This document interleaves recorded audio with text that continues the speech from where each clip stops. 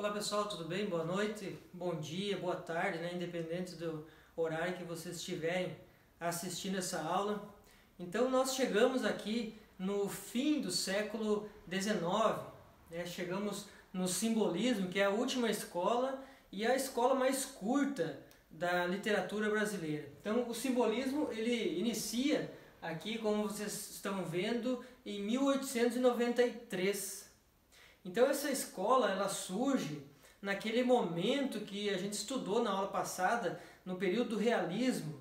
O realismo que engloba ali realismo, naturalismo e o parnasianismo, que é a parte da poesia, né? Lembrando que o realismo só existe em prosa, né? A parte da poesia ficou por conta do parnasianismo, né? Se vocês assistiram à última aula, o parnasianismo é aquela escola de forma fixa, né, onde os poetas buscavam sempre a perfeição formal, né, a arte pela arte, que é o que pregava o parnasianismo. Então o simbolismo aqui, ele é irmão, digamos, do parnasianismo, eles acontecem na mesma época, mas inimigos literários, vamos dizer assim, porque o parnasianismo, que é a escola anterior, ela prega uma objetividade, uma perfeição formal, tudo sem sentimentalismo. A ausência de sentimentalismo é uma característica do parnasianismo. Aqui o simbolismo traz um equilíbrio. Ele entra totalmente contrário ao parnasianismo, trazendo uma visão mais parecida com o romantismo, né? Então, tanto é que o simbolismo é chamado de neorromantismo, então novo romantismo.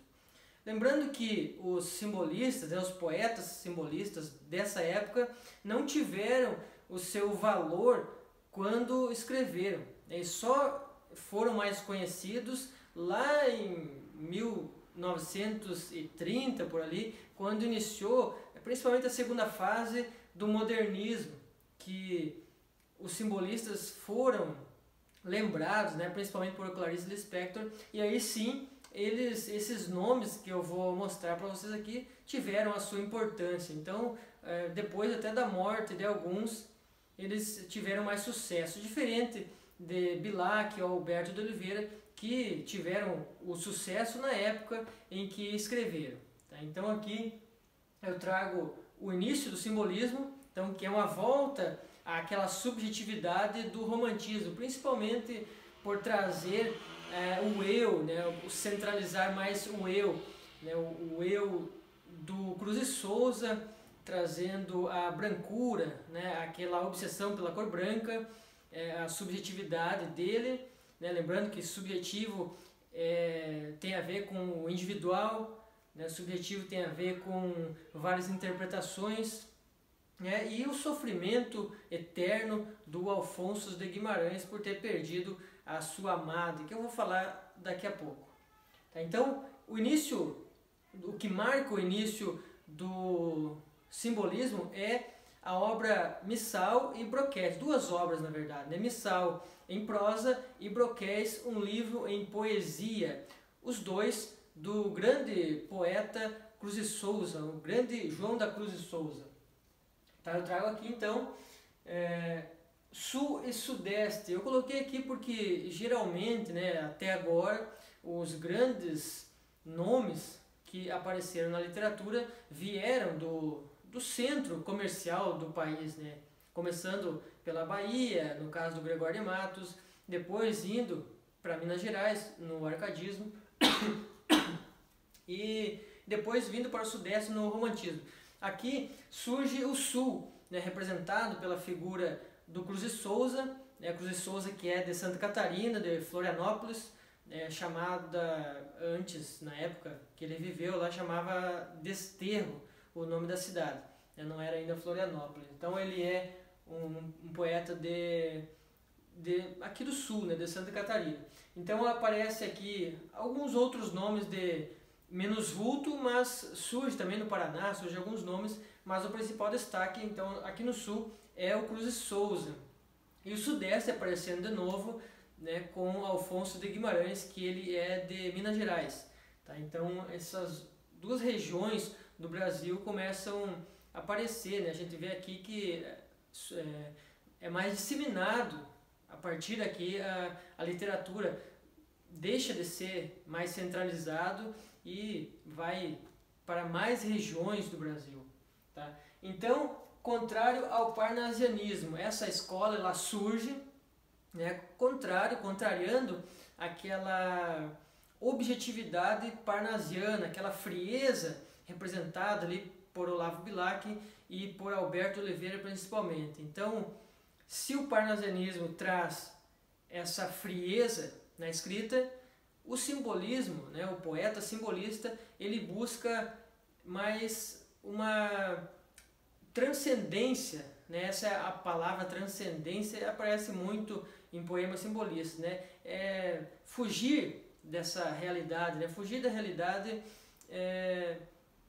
descrevendo o vago, né? Não aquele sofrimento romântico, mas deixando a interpretação mais para o leitor. Então, esse subjetivismo, né, descrever uma coisa com várias interpretações, isso é o que o poeta simbolista faz. Então, ele busca aquele sentimentalismo equilibrado, né, não tão sofrido, né.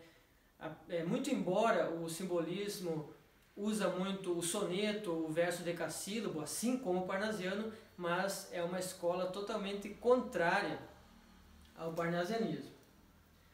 A musicalidade. Então, a musicalidade ela surge muito nesses poemas, é uma característica do simbolismo, né? A musicalidade trazendo a literação e a sonância. A literação é uma figura de linguagem, assim como a sonância, né? Mas existe uma diferença, e é interessante vocês saberem, que é uma parte da literatura que a gente vai estudar mais à frente.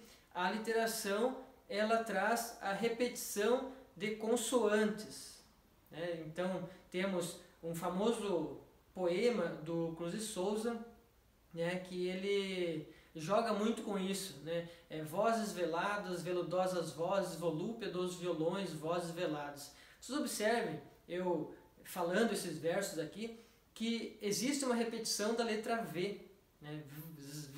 Então esse som é muito comum no simbolismo, né? Ele até, se vocês observarem, essa repetição de Vs dá a sensação, e talvez era isso que o poeta queria, a sensação de pessoas conversando baixinho, de repente num velório, alguma coisa assim. Então essa é a intenção do poeta Cruz de Souza aqui, ao descrever, né, esse verso, trazendo essa repetição de consoantes, no caso aqui a letra V.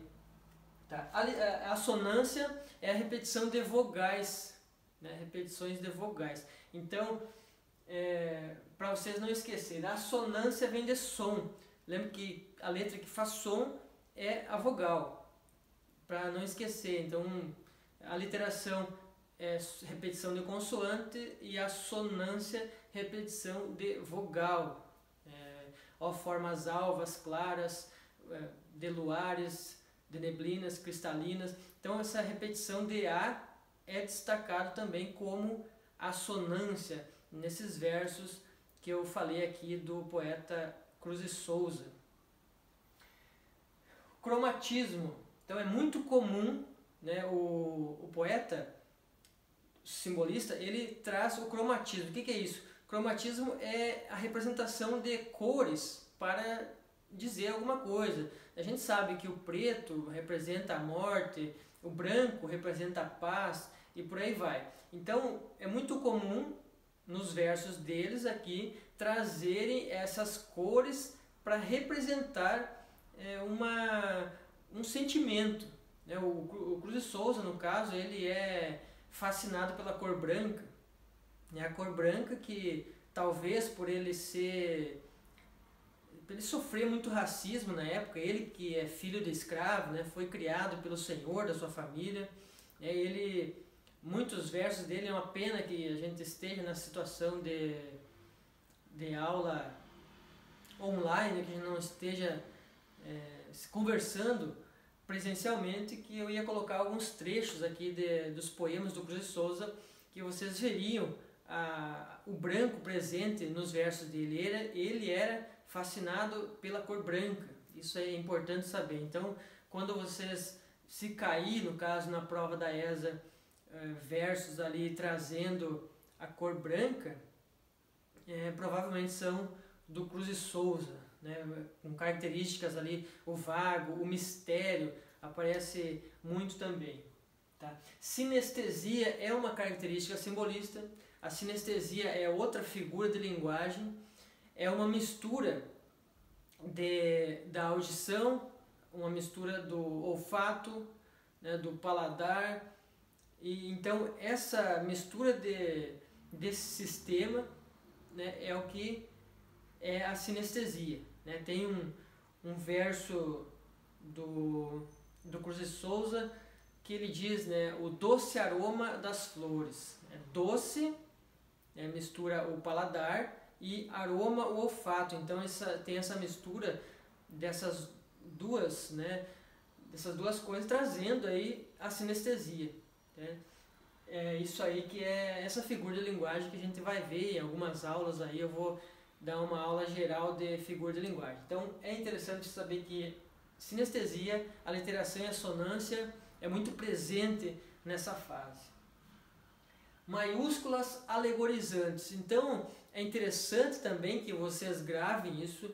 Se aparecer, né, uma questão na ESA com alguns versos e no meio desses versos ali letras maiúsculas sem necessidade, né, por exemplo, algumas palavras comuns que não são nomes próprios, não são nomes de cidade com letras maiúsculas, né, por exemplo, a palavra mistério aparece muito, né, isso se chama maiúsculas alegorizantes. Eles querem só destacar, né, aquela palavra e colocam em maiúsculo, né, sem ser depois de ponto, né, no meio da frase.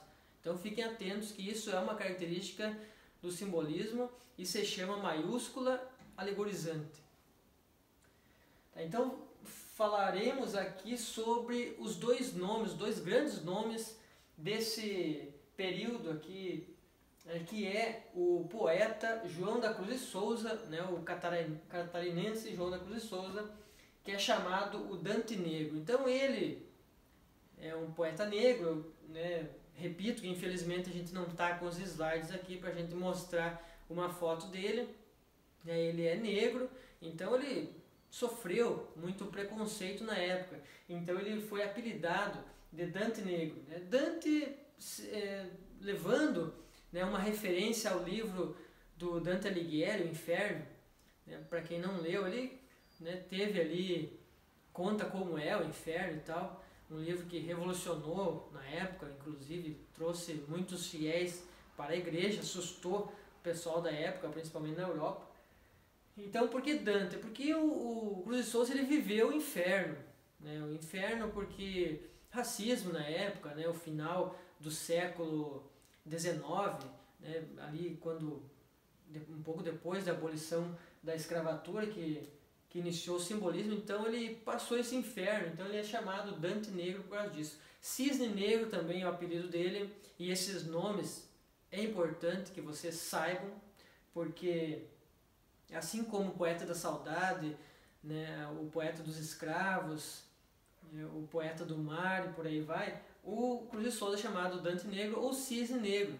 Cisne também porque o cisne, quando pequeno, vamos dizer assim, ele é um patinho feio e depois ele cresce e fica mais belo. O Cruz de Souza, ele é mais ou menos isso, né? Quando ele escrevia, né, ninguém dava bola. Depois, no futuro, que foram ver a beleza dos versos dele.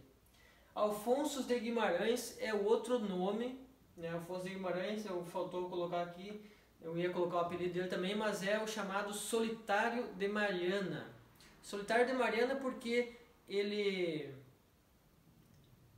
é da cidade de Mariana, em Minas Gerais, e ele perdeu a sua noiva Constância, né? Era uma guria, até, se não me falha a memória, ela tinha 17 anos, e ela morreu de tuberculose antes do casamento. Então ele ficou obviamente muito mal por causa disso, e escreveu muitos poemas sempre com esse tema central, esse sofrimento, essa angústia por ter perdido a sua amada. Então tem vários poemas dele, né? Um deles é Hão de chorar por ela os cinamomos. É um poema muito bonito, né? Até as árvores iam sentir aí a morte da menina Constância. Ele depois se casou, claro, teve 9 filhos e sempre escreveu em homenagem à sua amada, né? O sofrimento eterno do Alfonso de Guimarães, né? O pobre Alfonso, como ele mesmo se chama num poema, né? Pobre Alfonso, pobre Alfonso. Tá? O Cruz de Souza também, né, voltando a ele sofreu muito porque não só pelo racismo, mas também por ter perdido toda a sua família pela tuberculose. Ele teve 3 filhos, os 3 morreram de tuberculose e a mulher pirou, né, com toda razão e acabou morrendo também de tuberculose. Então ele foi um cara que passou muito trabalho na vida, né? Então por isso Dante Negro, realmente o inferno ele passou pela sua cor e também pelo sofrimento particular, né, por ter perdido a sua família. Tá? Então o simbolismo ele vai até 1902, quando começa o pré-modernismo, então é uma escola muito curta. Então destaque para algumas características, né, repetindo aqui para que vocês não esqueçam, contrário ao parnasianismo, então aquela frieza não existe mais, eles resgatam um pouco do subjetivismo romântico, mas o simbolismo ele tem a ver com o mistério, com o vago, né? Com, digamos assim, a transcendência dessa realidade para outra realidade. Tá? Então é essa a ideia do simbolismo. O próprio nome já diz, o símbolo, né? A representação do que aquilo quer dizer. É um poema com várias interpretações. A interpretação fica por conta do leitor.